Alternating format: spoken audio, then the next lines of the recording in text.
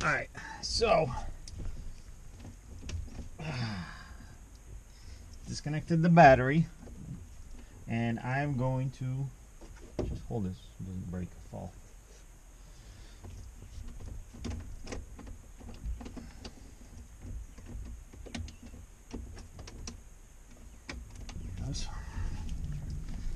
I am going to change out this fried cluster, which is working off of fuse number 18. I guess I could just pull the fuse, but whatever. Anyways, so I have this. They'll see it when I put it in with it. So I have Valletta here helping me. You need a trim tool to do something. I just use a little. It's not really a trim tool, but it'll work. See, they just pop out.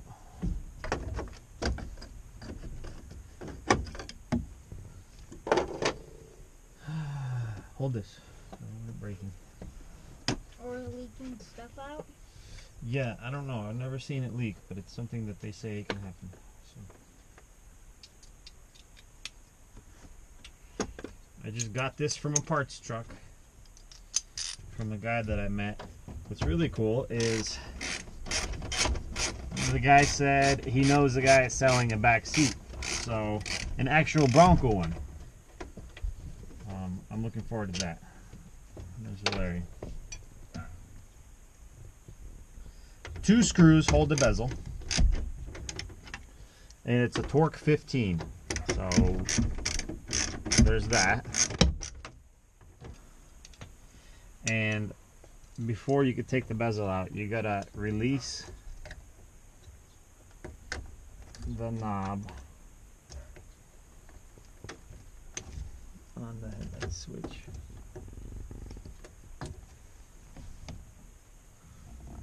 Get it.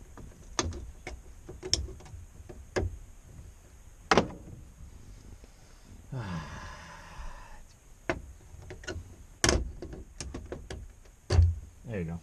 So it's a little tension clip, and you actually got to pull it. So it's different from the GM stuff. Now, look, it's sitting. Yeah, don't let it fall. Over. Thankfully, I have tilt, so I can tilt it. So when you pull this, you're gonna have the rear window controls to release.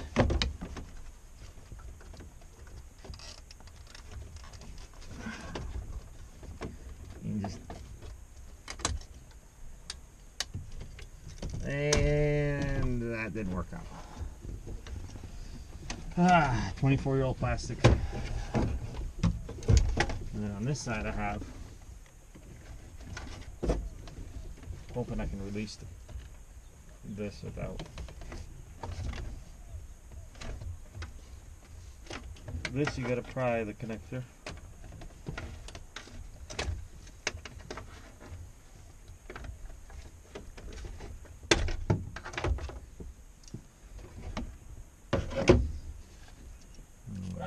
Push.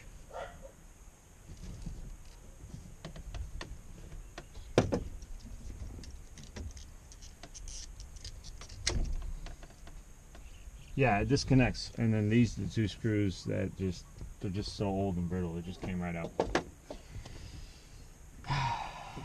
Now the moment of truth. So there's 4 Torx 15. Interesting. Well, on this truck it's not Torx 15. It's 7mm. Now take that. Thing. Now the whole thing comes out. Well, you got to tilt it up and unplug 3 things. 1 is pinch and unplug. Wires. 2 unplug the psom or whatever it's called. Yeah, you can actually see it. Mm-hmm. Alright, so that's is red? Why is it red, Pop?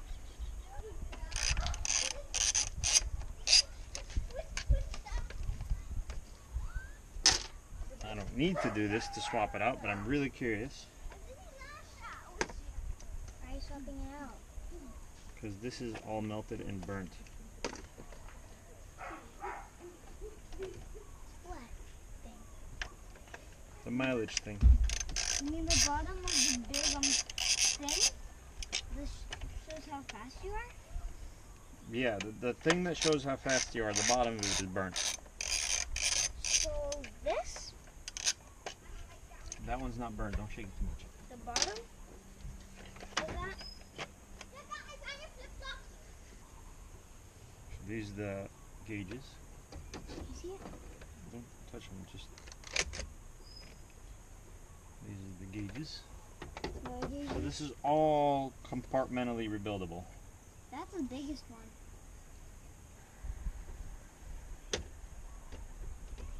one. Okay, so they're different in the back. Okay, what I'm curious. Okay, so not all the pins line up with the wire. That's what's confusing me. So we are now going to see if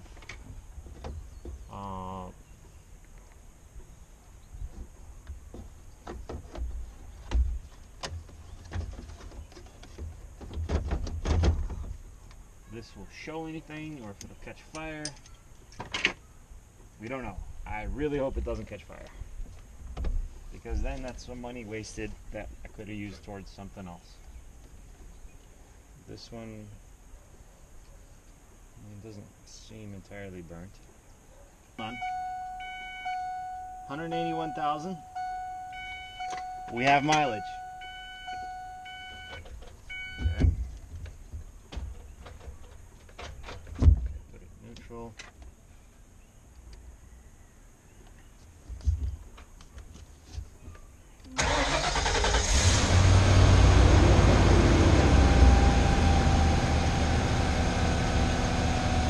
Oh, irony of ironies.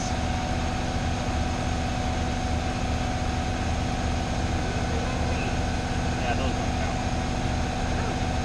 None of the other gauges work. None. Not my fuel, not my voltage, nothing. Except that. Except for the one that the man in the office wants to work.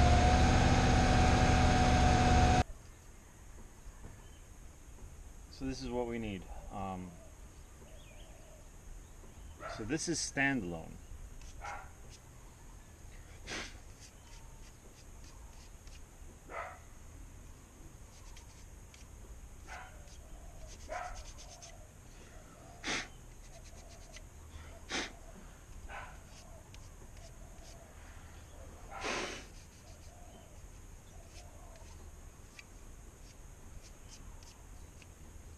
In fact, I'm going to check it.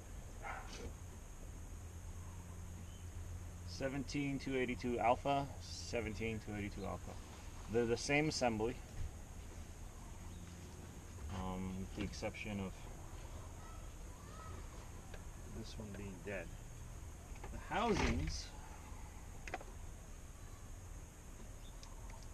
are vastly different. I'm going to go ahead and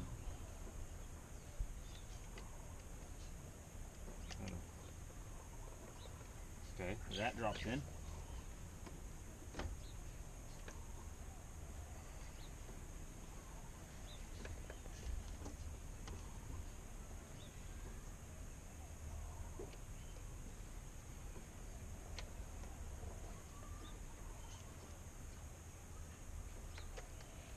That drops on. That drops on. Okay, and then the tachometer.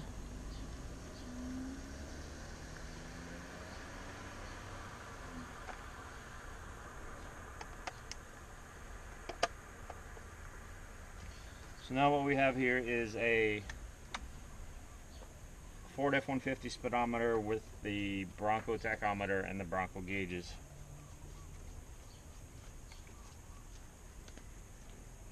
I really hope that there are no shorts in this area, because there's a good chance there may be. But these, well, they shouldn't be, because these only work for these outer gauges. The non-tachometer models and the tachometer models share the identical speedometer, same part number and everything. In fact, I'm willing to bet that these individual gauges are the same if you pop the needle off. But on the tachometer, they're on the left side, and there's a tach right here. The casing, however, for this entire assembly is different. So this plug right here is the same. These left and right are not the same. I tried this with the unit that came in here, and the only thing that worked was just the speedometer and the odometer. Now, I then took it all apart, like so. It just comes apart real easy.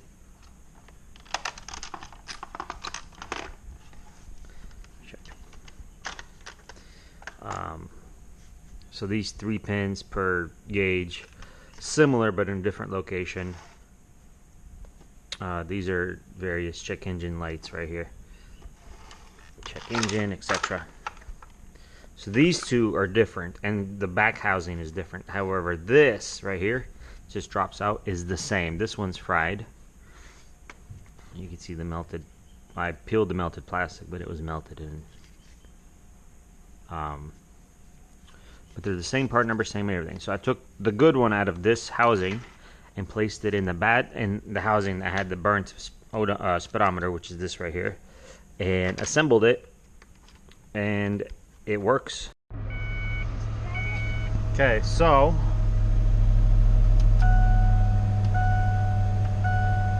I guess there's some sort of glow, but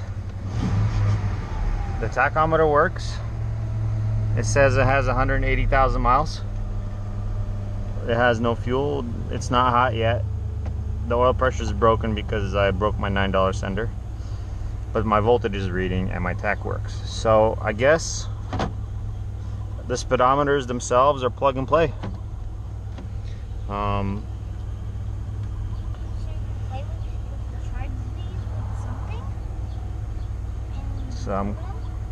No, plug and play with it means you can plug stuff in and it'll work.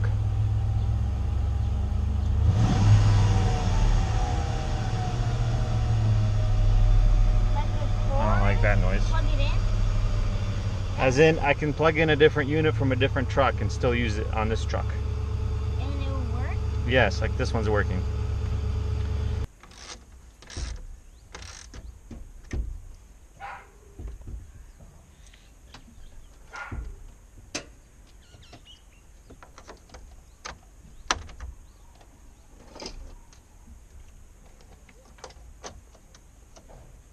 Don't touch that.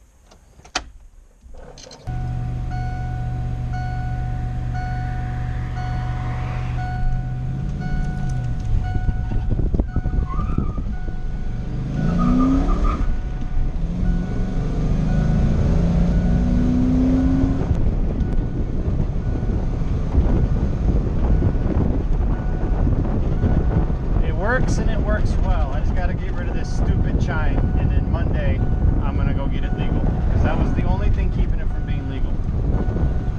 Also, I found the front bumper, and I met a cool dude in the fire department over here, so he's got a couple parts trucks and friends that I have other parts trucks, because in Hawaii, at least on this island, everything's word of mouth. I find work word of mouth. You know, it's wow, there's a new chime. Yay! Anyways, I gotta figure out what these noises are, because it's really annoying. But not the end of the world.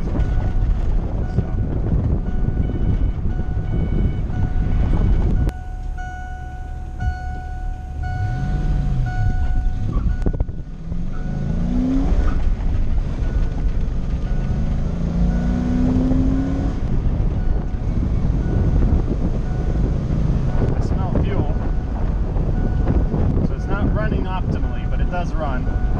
It's not overheating.